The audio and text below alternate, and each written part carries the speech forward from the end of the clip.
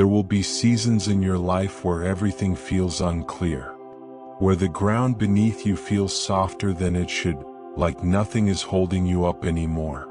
You may question who you are, what you want, why everything that once made sense now feels foreign. You may wake up exhausted even after a full night's sleep. You may feel a heaviness you can't shake and wonder, am I falling apart? But maybe that confusion, that weight, isn't a sign something is wrong. Maybe it's the first whisper that something deeper is trying to be born. Carl Jung believed transformation is rarely clean. It doesn't arrive as a lightning bolt of clarity. It doesn't move in a straight line. It isn't tidy or comfortable.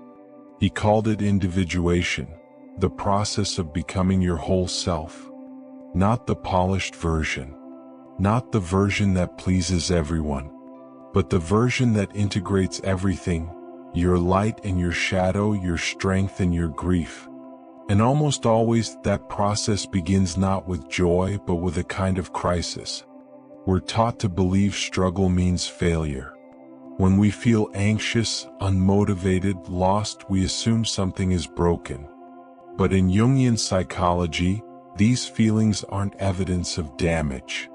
They're messages, signals from the psyche saying, the current version of you is too small for the soul you're becoming. In other words, you're not falling apart. You're outgrowing what no longer fits. And yes, that feels painful, because so much of who we are is built for survival, not wholeness. We build identities like armor, roles, beliefs, and behaviors that help us belong. But over time, that armor becomes heavy. The masks start to crack, and the soul, quietly but firmly, begins to rebel. That rebellion doesn't look neat. It doesn't always feel like freedom. It often feels like anxiety, like depression, like resistance to everything you used to know. But this isn't dysfunction. It's the soul trying to breathe again. Jung once said, the most terrifying thing is to accept oneself completely. Because to do that, we must face the pieces we've buried, the fears we labeled weakness, the grief we numbed, the shame we hid, the longings we dismissed. And yet, here's the miracle. When you turn toward those parts, they soften. The shadow doesn't want to destroy you. It just wants to be seen, acknowledged, loved back into the circle of who you are. Healing isn't subtraction.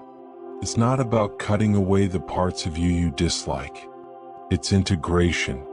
The goal isn't to eliminate your pain, your doubt, or your shadow.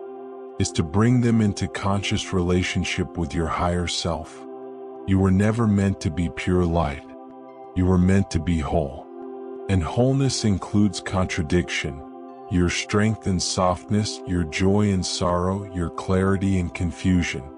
The truth is, growth hurts. Not because you're broken, but because saying goodbye to the version of you that carried you this far is a kind of death. Even if that version was wounded, it was still yours. It still helped you survive. And letting it go feels like grief. But in that grief there is space. And in that space, something new begins. Jung believed every person carries a blueprint, a map for becoming who they truly are.